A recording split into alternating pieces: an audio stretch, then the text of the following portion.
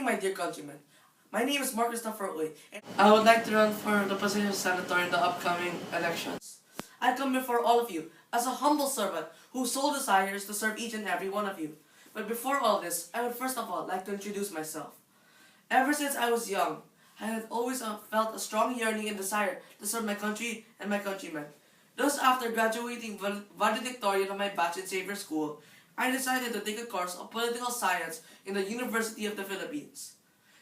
Then, using what I have learned, I was able to win as governor of Cavite. Now I feel that I am ready for a much larger role in the development of our country. I have a vision for a united and prosperous Philippines. When I look into the eyes of the Filipino public, I see discontent and weariness, and this helps fuel the fire of my spirit, and I will not rest in my quest until I am able to help my country. Are any of you satisfied with the mere mediocrity existence of our nation, or do you crave for something better? Well, I come here before all of you to help address the problems of corruption and economic turmoil in our nation. Poverty is a plague that has been around in the Philippines for decades. According to the Philippine Statistics Office in 2012, there was a 25.2% poverty incidence, and this number is too high for our country to be able to develop.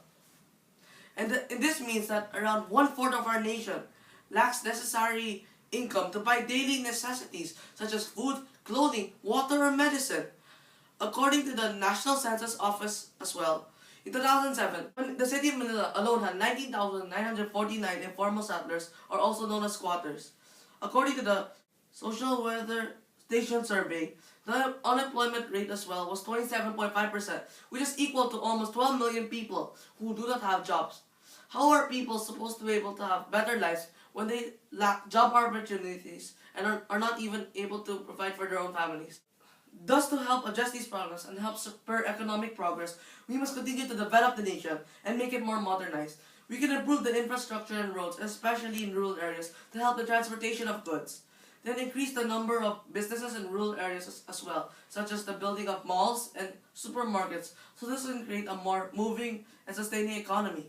The country must also continue to attract foreign markets investors, and thus needs to continue to have flexible labor markets, and this can be done by giving workers more rights and more transparency within the government. Now, to address the housing issues, tax and regulations on land ownership and development needs to be revised. Commission should consider options to balance the rights of irregular settlements with landowners of urban properties. We can also allocate more money to DepEd so they may be able to accommodate and handle more children by building more classrooms and be able to have more materials such as books. However, people should also do their part by paying proper taxes and by buying more local products rather than international to help spur the development of local businesses.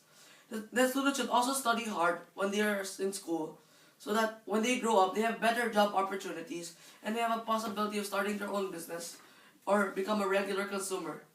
This will create the Philippines as a chance to actually compete with economic powers in the region like China or Japan or Singapore, and maybe even actually surpass them. No matter what reforms I make, as long as corruption is still present in the government, then no progress can actually take place. Events such as the pork barrel scam is a perfect example of corruption and shows how greed and selfishness of our appointed leaders can actually ruin the trust between the government and the people.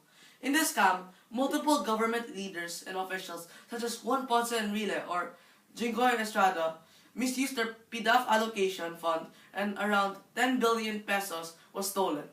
In 2013, Philippines had a score of 36 as the Transparency International's Corruption Perception Index, and this ranked 94 out of a total 177 countries that chose to participate. All levels of corruption, from petty bribery to grand corruption, patronage, and state capture, exist in the Philippines at a considerable scale and extent. If given the chance, I would like to propose a plan to help solve this problem, and it is about making the government's actions and institutions more transparent to the public, and making sure that the leaders are held accountable for their actions. Recently, the Freedom of Information Bill or Act has been passed and approved by the Senate, and this can help reduce graft and corruption.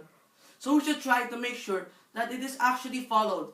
I would also like to suggest the creation of a special body in the government to investigate possible corruption and monitor government actions. Finally, another way to address corruption is to continually keep tabs on the bank accounts of our government leaders and to see to their expenditure. So I would like to propose that their accounts be monitored every 2 to 3 months, so this can actually lessen the number of theft or bribery scenarios. I would also like to propose a law which gives better salaries in government positions, because many employees in government positions receive low salaries like clerks and office staff. Hence, they make money or extra money by accepting bribery. So if we eliminate this problem by giving them higher wages, then the number of cases of bribery should decrease. People must also do their part by making sure that they are respectable and clean contributors to society, by making sure that they follow rules and do not try and bribe public servants such as police officers when they are caught doing illegal actions. And students should also do their part to become educated so they may learn about grafting and corruption and how to stop it when they become older and are young, after all, are the future of the nation, so that when they are raised correctly, they can become future responsible leaders. No longer should our people have to hide under the shadows of obscurity and poverty. No longer should the people have to suffer day to day with no end in sight to their suffering. I pledge to always work into the fullest of my capability and to always give 200% to create change and development for our nation by implementing programs that will try to remove poverty and corruption in our nation. I have seen too much suffering in the minds and hearts of my countrymen, and I feel a responsibility to try and help them and to create genuine change. I will not make any false promises, nor will I make any lies, but I will promise you this, that if I am elected, I will always do my best to help my country and to try and make it develop and grow. I am fit to be leader due to my past experiences as governor and my desire for growth and my indomitable spirit. However, even if I do win the elections, I will still need the help of you, the people, to do your part to make the nation grow. Thus, I ask each and every one of you to vote for me and support me in the upcoming election and to take a stand. Take a stand against poverty. Take a stand against corruption. And to vote for me. It is choice and none of you will regret.